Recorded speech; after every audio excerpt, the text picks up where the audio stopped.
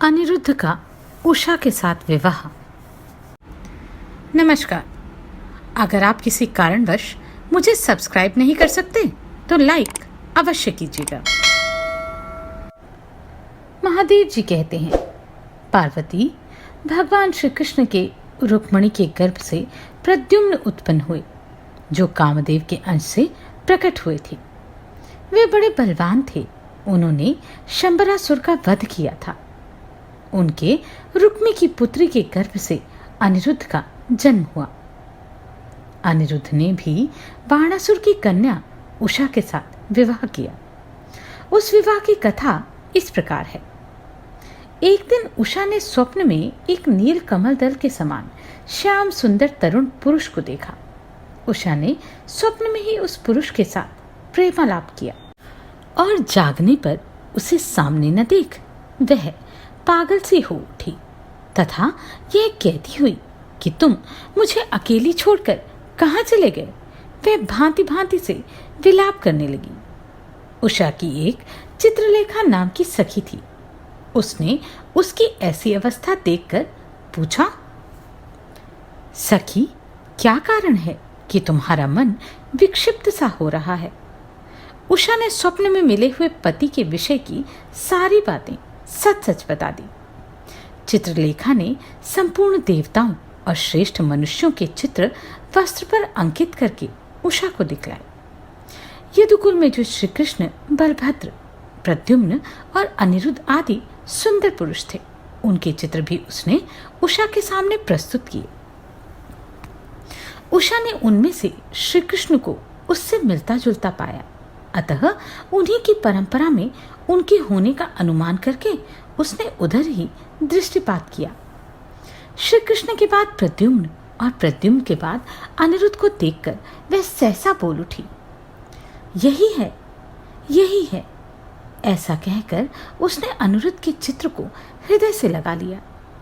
तब चित्रलेखा दैत्यों की बहुत सी मायाविनी स्त्रियों को साथ ले द्वारका में गई और रात के समय अंतःपुर में सोए हुए अनिरुद्ध को माया से मोहित करके बाणासुर के महल में लाकर उषा की शैया पर सुला दिया। जागने पर अनिरुद्ध ने अपने को अत्यंत रमणीय और स्वच्छ पलंग पर सोया हुआ पाया। पास ही समस्त शुभ लक्षणों से संपन्न विचित्र आभूषण, वस्त्र, गंध और माला आदि से अलंकृत तथा सुवर्ण के समान रंग और सुंदर केशों वाली उषा बैठी हुई थी। तदनंतर उषा की प्रसन्नता से अनिरुद्ध उसके साथ रहने लगे। इस प्रकार लगातार 1 मास तक अनिरुद्ध उषा के साथ महल में रहे।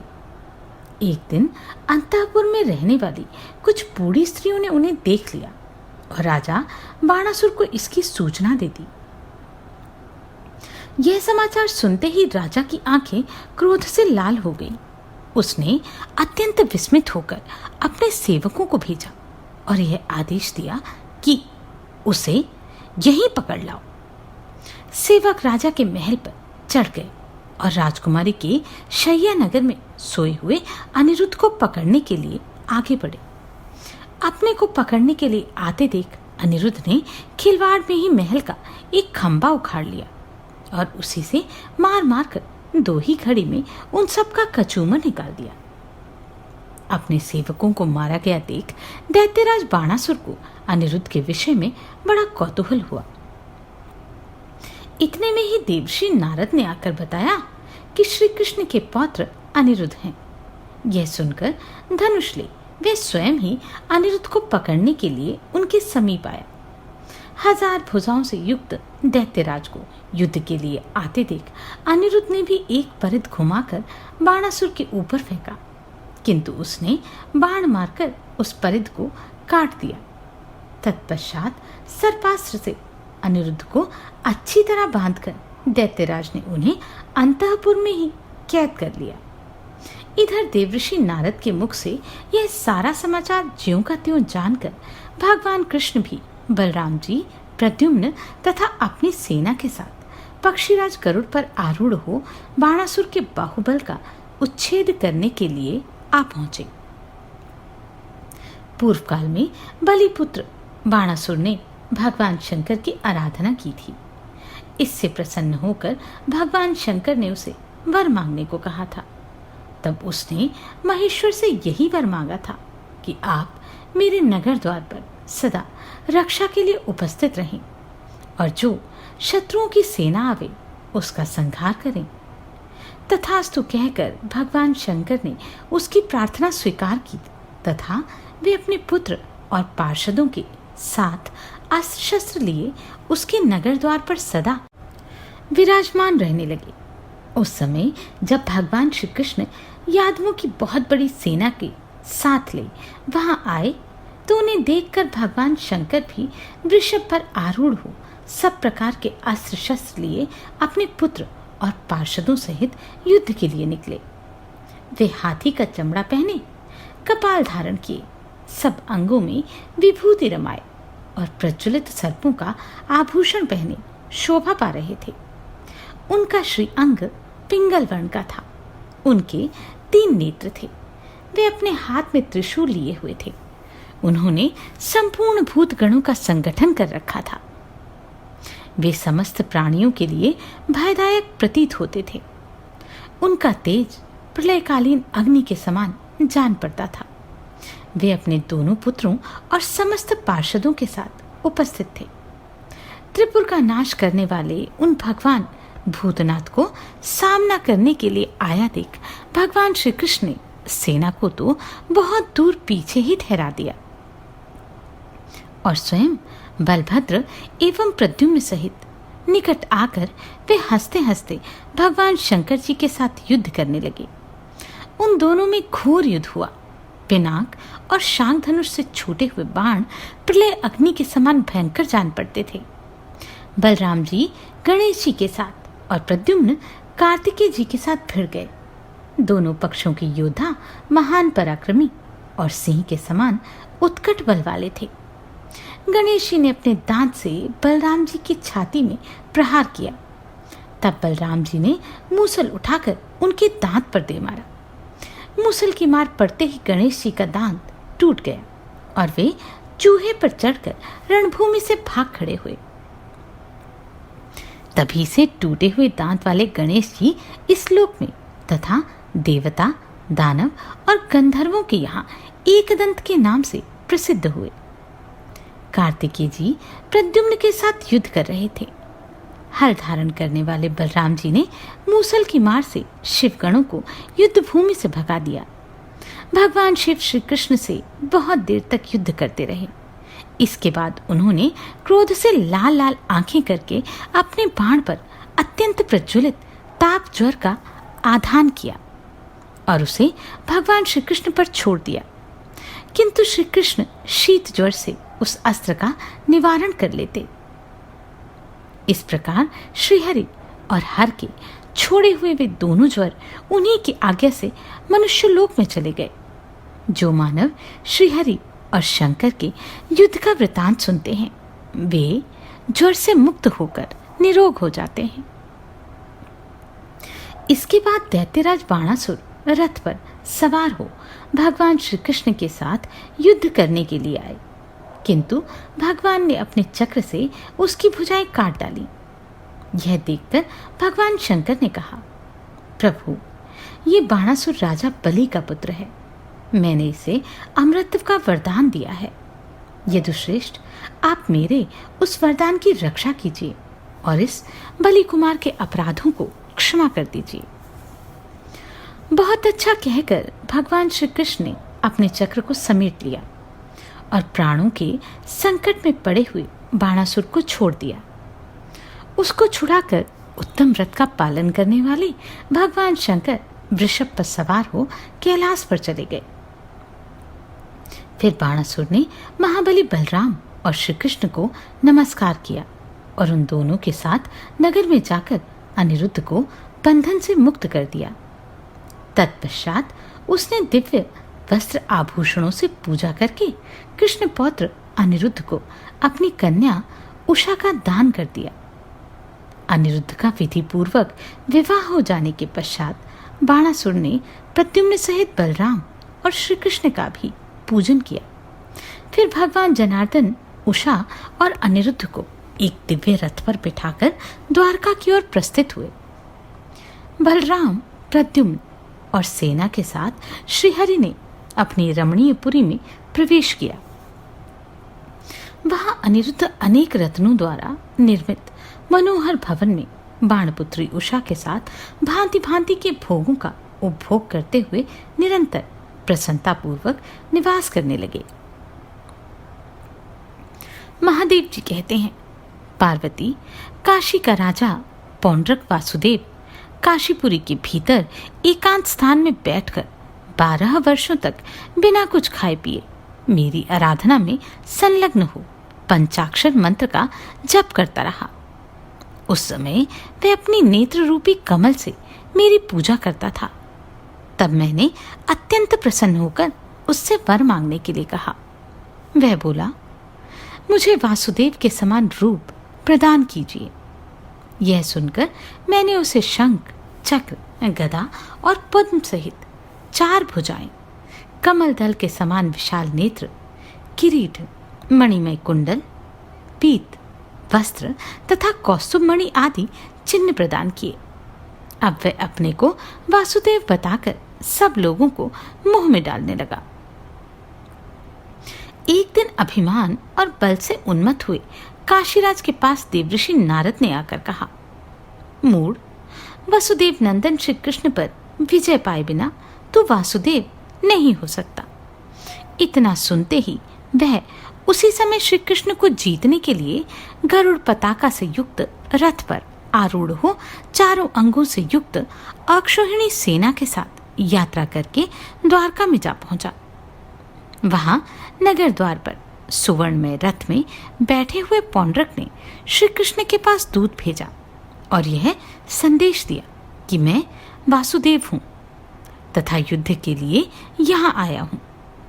मुझ पर विजय पाए बिना तुम वासुदेव नहीं कहला सकते।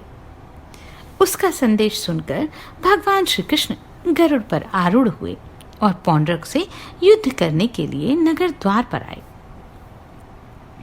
वहां उन्होंने अक्षोहिणी सेना के साथ रथ पर बैठे हुए शंख, चक्र और गदा आदि शस्त्रों को भी लीलापूर्वक काट दिया। फिर पवित्र सुदर्शन चक्र से उसने किरीट कुंडल युक्त मस्तक को काटकर उन्होंने काशी के अंतःपुर में गिरा दिया।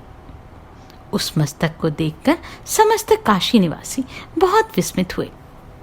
उधर मगधराज जरासंध कंसवध के पश्चात यादवों से द्वेष भाव रखते थे तथा उन्हें सदा पीड़ा दिया करते थे। इससे दुखित होकर यादवों ने श्री कृष्ण से उसकी चेष्टाएं बतलाईं। तब भगवान श्री कृष्ण ने भीमसेन और अर्जुन को बुलाकर परामर्श किया। इस जरासंध ने महादेव जी की आराधना की है, अतः उनकी कृपा से वह शस्त्रों द्वारा नहीं मारा जा सकता, किंतु किसी न किसी प्रकार उसका वध करना आवश्यक है। फिर कुछ सोचकर भगवान ने भीमसेन से कहा, तुम उसके साथ मल्ल युद्ध करो। भीमसेन ने ऐसा करने की प्रतिज्ञा की। तब संपूर्ण चराचर जगत के वंदनीय भगवान वासुदेव भीम और अर्जुन को साथ ले जरासंध की पुरी में गए और वहां ब्राह्मण का वेश धारण करके उन सब ने राजा के अंतःपुर में प्रवेश किया।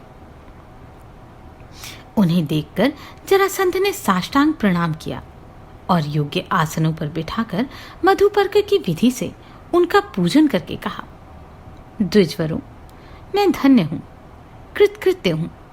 आप लोग किस लिए मेरे समीप पधारे हैं उसे बतावें, मैं आप लोगों को सब कुछ दूंगा।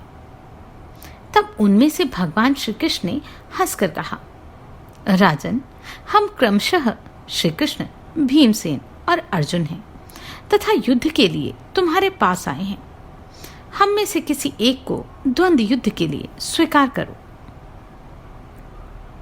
बहुत अच्छा कहकर उसने उनकी बात मान ली और द्वंद्व युद्ध के लिए भीमसेन का वरण किया। फिर तो भीमसेन और जरासंध में अत्यंत भयंकर मल्ल युद्ध हुआ, जो लगातार 27 दिनों तक चलता रहा। इसके बाद श्री कृष्ण के संकेत से भीमसेन ने उसके शरीर को चीर डाला और 2 टुकड़े करके उसे पृथ्वी पर गिरा दिया। इस प्रकार पांडुनंदन भीम के द्वारा जरासंध का वध कराकर उसके कैद किए हुए राजाओं को भी भगवान ने मुक्त किया। वे राजा भगवान मधुसूदन को प्रणाम और उनकी स्तुति करके उनके द्वारा सुरक्षित हो अपने अपने देशों को चले गए। तदनंतर भगवान वासुदेव ने भीमसेन और अर्जुन के साथ इंद्रप्रस्थ में जाकर महाराज युधिष्ठिर से राजसूय नामक महान यज्ञ का अनुष्ठान कराया। यज्ञ समाप्त होने पर युधिष्ठिर ने भीष्म जी की अनुमति से अग्र पूजा का अधिकार श्री कृष्ण को ही दिया। सर्वप्रथम उन्हीं की पूजा की। उस समय शिशुपाल ने श्री कृष्ण के प्रति बहुत से आक्षेप युक्त वचन कहे। तब श्री कृष्ण ने सुदर्शन चक्र के द्वारा उसका मस्तक काट डाला। वह 3 जन्मों की समाप्ति के बाद उस समय श्रीहरि के सारूप्य को प्राप्त हुआ। शिशुपाल को मारा गया सुनकर दंतवक्त्र श्री कृष्ण से युद्ध करने के लिए मथुरा में गया। यह सुनकर श्री कृष्ण भी मथुरा में ही उससे युद्ध करने के लिए गए। वहां मथुरापुरी के द्वार पर यमुना के किनारे उन दोनों में दिन रात युद्ध होता रहा। अंत में श्री कृष्ण ने दंतवक्त्र पर गदा से प्रहार किया। उसकी चोट खाकर वज्र से विदीर्ण हुए पर्वत की भांति उसका सारा शरीर चूर चूर हो गया और वह प्राणहीन होकर पृथ्वी तल पर गिर पड़ा। दंतवक्त्र भी योगियों की प्राप्त होने योग्य नित्य आनंदमय सुख से परिपूर्ण सनातन परम पद रूप भगवत सायुज्य को प्राप्त हुआ। इस प्रकार जय और विजय सनकादि के शाप से ब्याज से केवल भगवान की लीला में सहयोग देने के लिए संसार में 3 बार उत्पन्न हुए और तीनों ही जन्मों में भगवान के ही हाथ से उनकी मृत्यु हुई। इस प्रकार 3 जन्मों की समाप्ति होने पर वे पुनः मोक्ष को प्राप्त हुए। दंतवक्त्र का वध करने के पश्चात भगवान श्री कृष्ण यमुना के पार हो नंद के ब्रज में गए और पहले के माता पिता नंद और यशोदा को प्रणाम करके उन्होंने उन दोनों को आश्वासन दिया। फिर नंद और यशोदा ने भी नेत्रों से आंसू बहाते हुए भगवान को हृदय से लगाया। तत्पश्चात श्री कृष्ण ने वहां के समस्त बड़े बूढ़े गोपों को प्रणाम करके आश्वासन दिया और बहुमूल्य रत्न वस्त्र तथा आभूषण आदि देकर ब्रज के समस्त निवासियों को संतुष्ट किया। वहां रहने वाले नंदगोप आदि सब लोग तथा पशु पक्षी और मृग आदि भी भगवान की कृपा से स्त्री पुत्रों सहित दिव्य रूप धारण करके विमान पर बैठे और परम वैकुंठ धाम को चले गए। इस प्रकार समस्त ब्रजवासियों को अपना निरामय पद प्रदान करके भगवान श्री कृष्ण शोभामयी द्वारकापुरी में आए। उस समय आकाश में स्थित देवगण उनकी स्तुति कर रहे थे। द्वारका में वसुदेव, उग्रसेन, संकर्षण, प्रद्युम्न, अनिरुद्ध और अक्रूर आदि यादव सदा भगवान श्री कृष्ण का पूजन किया करते थे। वे विश्वरूपधारी भगवान भांति भांति के दिव्य रत्नों द्वारा निर्मित मनोहर गृहों में कल्प वृक्ष के फूलों से सजी हुई स्वच्छ एवं कोमल शैयाओं पर 16,008 रानियों के साथ प्रतिदिन आनंद का अनुभव करते थे। उन दिनों श्री कृष्ण और बलराम जी का बाल सखा एवं सहपाठी एक ब्राह्मण था जो अत्यंत दरिद्रता से पीड़ित रहता था। एक दिन वह भीख में मिला हुआ मुट्ठी भर चावल पुराने चीथड़े में लपेटकर भगवान वासुदेव से मिलने के लिए परम मनोहर द्वारका नगरी में आया और रुक्मिणी के अंतःपुर के द्वार पर जा क्षण भर चुपचाप खड़ा रहा। इतने में उसके ऊपर श्री कृष्ण की दृष्टि पड़ी।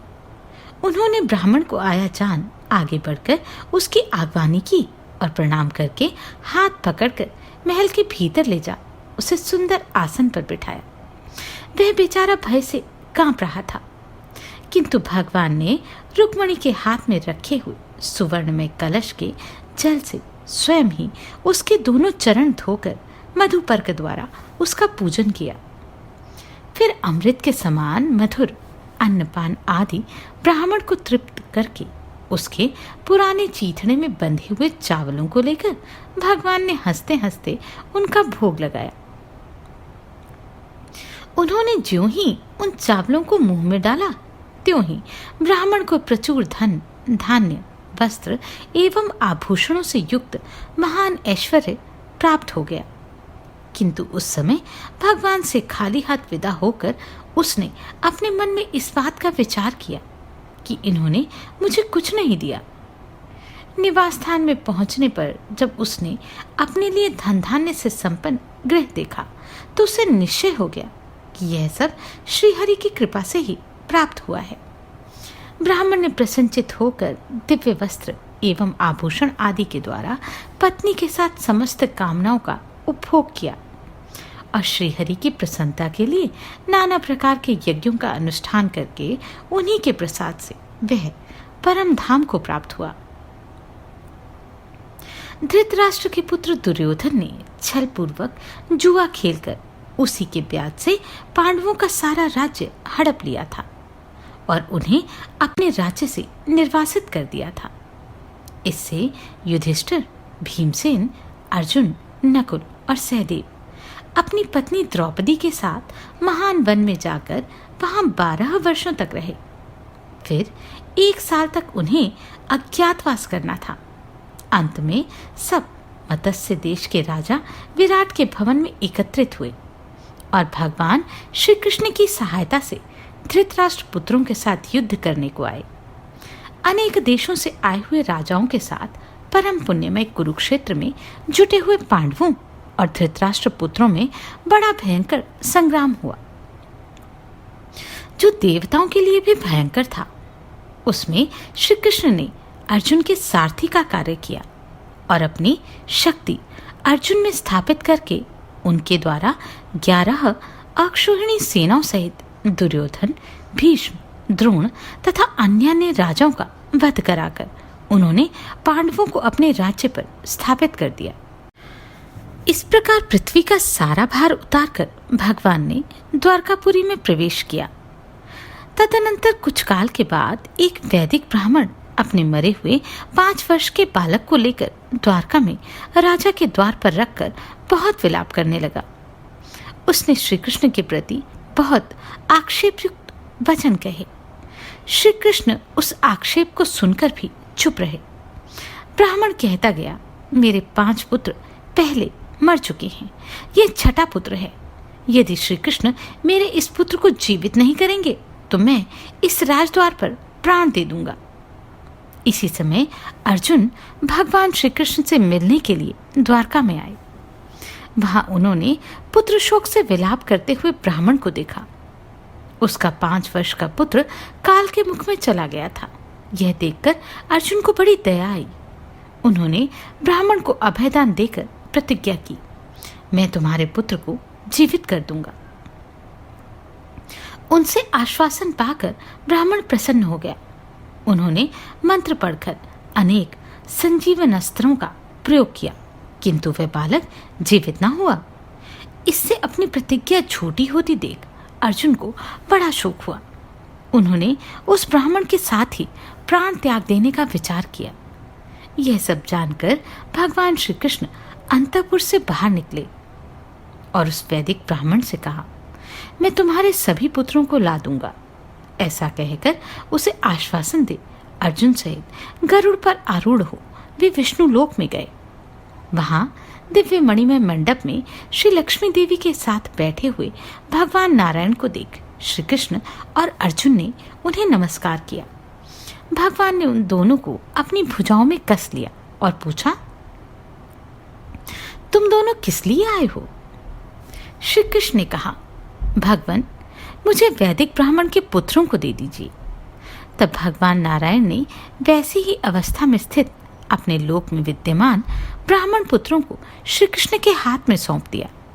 श्री कृष्ण भी उन्हें गरुड़ के कंधे पर बिठाकर प्रसन्नता पूर्वक अर्जुन सहित स्वयं ही गरुड़ पर सवार हुए और आकाश में देवताओं के मुंह से अपनी स्तुति सुनते हुए द्वारकापुरी में आए।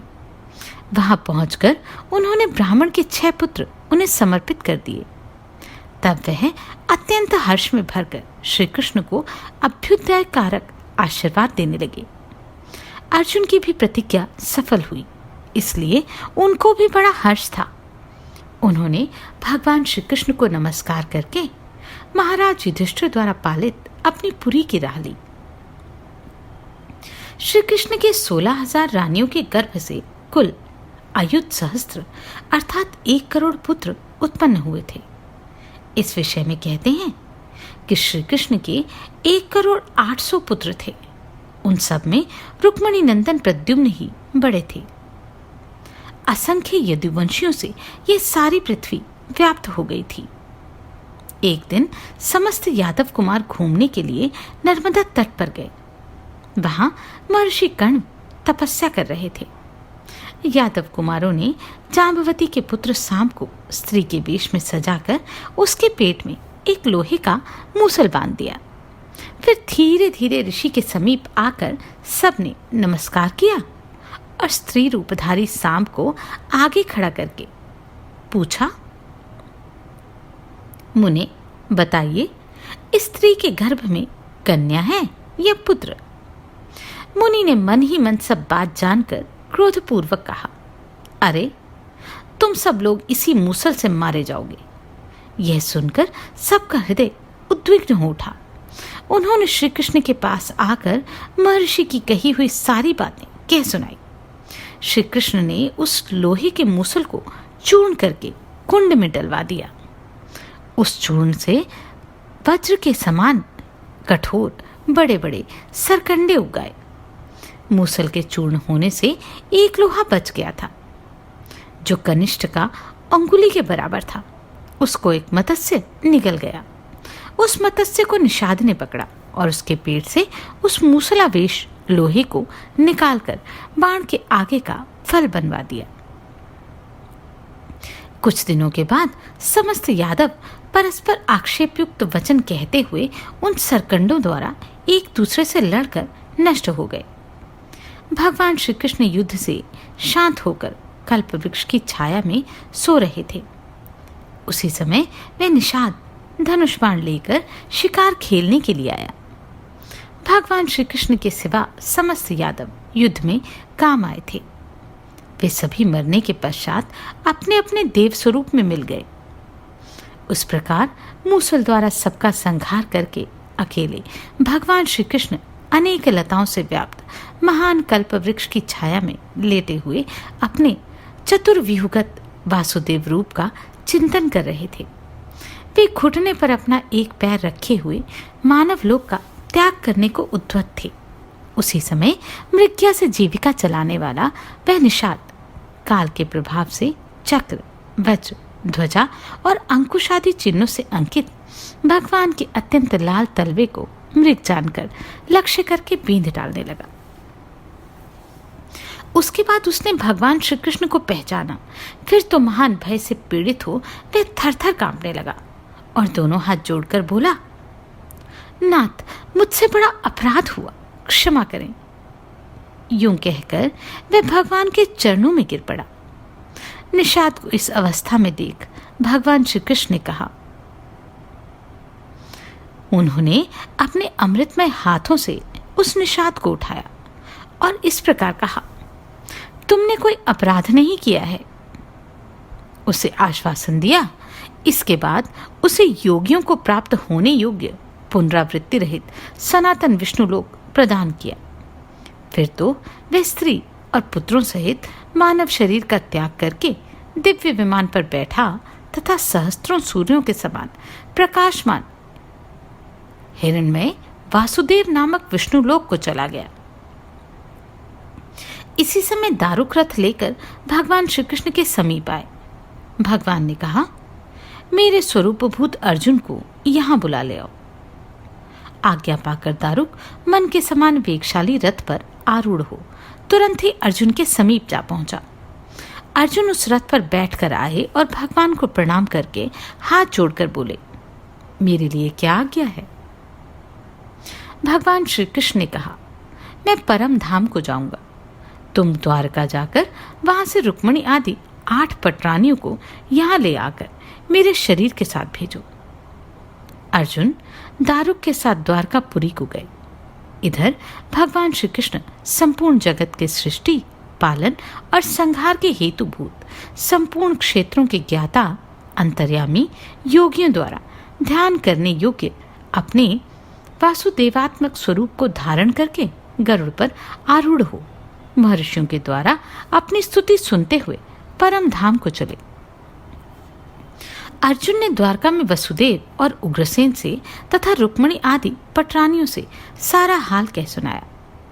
यह सुनकर श्री कृष्ण में अनुराग रखने वाले समस्त पुरवासी पुरुष और अंतःपुर की स्त्रियां द्वारकापुरी छोड़कर बाहर निकल आईं तथा वसुदेव, उग्रसेन और अर्जुन के साथ शीघ्र ही श्रीहरि के समीप पहुंची।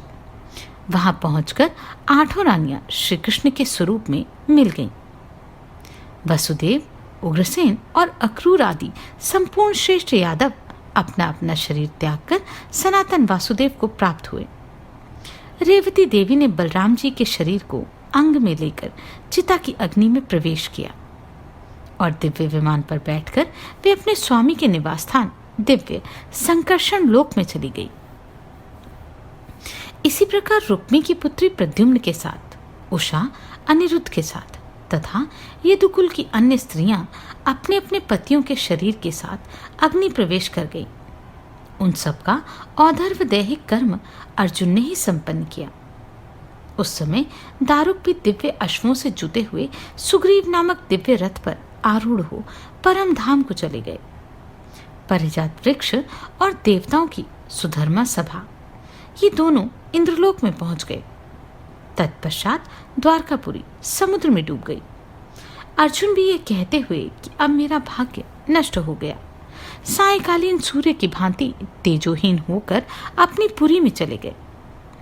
इस प्रकार संपूर्ण देवताओं के हित के लिए तथा पृथ्वी से समस्त भार का नाश करने के लिए भगवान ने यदुकुल में अवतार लिया और संपूर्ण राक्षसों तथा पृथ्वी के महान भार का नाश करके नंद के ब्रज, मथुरा और द्वारका में रहने वाले समस्त चराचर प्राणियों को काल धर्म से मुक्त किया। फिर उन्हें अपने शाश्वत योगिगम्य, हिरण्मय, रम्य एवं परमेश्वरमय पद में स्थापित करके वे परम धाम में दिव्य पटरानियों सहित सेवित हो सानंद निवास करने लगे। पार्वती, यह भगवान श्री कृष्ण का अत्यंत अद्भुत चरित्र सब प्रकार के उत्तम फल प्रदान करने वाला है। मैंने इसे संक्षेप में ही कहा है। जो वासुदेव के इस चरित्र का श्रीहरि के समीप पाठ, श्रवण अथवा चिंतन करता है, वे भगवान के परम पद को प्राप्त होता है। महापातक अथवा उपपातक से युक्त मनुष्य भी बाल कृष्ण के चरित्र को सुनकर सब पापों से मुक्त हो जाता है। द्वारका में विराजमान रुक्मिणी सहित श्रीहरि का स्मरण करके मनुष्य निश्चय ही पाप रहित हो महान ऐश्वर्य रूप परम धाम को प्राप्त होता है। जो संग्राम में, दुर्गम संकट में तथा शत्रुओं से घिरे जाने पर सब देवताओं के नेता भगवान विष्णु का स्मरण करते हैं, वे विजयी होते हैं। इस विषय में बहुत कहने की क्या आवश्यकता है। जो सब कामनाओं का फल प्राप्त करना चाहता है, वे विद्वान मनुष्य श्री कृष्णाय नमः इस मंत्र का उच्चारण करता है। सबको अपनी ओर खींचने वाले कृष्ण, सबके हृदय में निवास करने वाले वासुदेव, पाप ताप को हरने वाले श्रीहरि, परमात्मा तथा प्रणत जनों को कलेश दूर करने वाले भगवान गोविंद को बारंबार नमस्कार है। जो प्रतिदिन भक्ति पूर्वक इस मंत्र का जप करता है, वह सब पापों से मुक्त हो श्री विष्णु लोक को जाता है। भगवान जनार्दन संपूर्ण देवताओं के ईश्वर हैं। वे समस्त लोगों की रक्षा करने के लिए ही भिन्न भिन्न अवस्थाओं को ग्रहण करते हैं।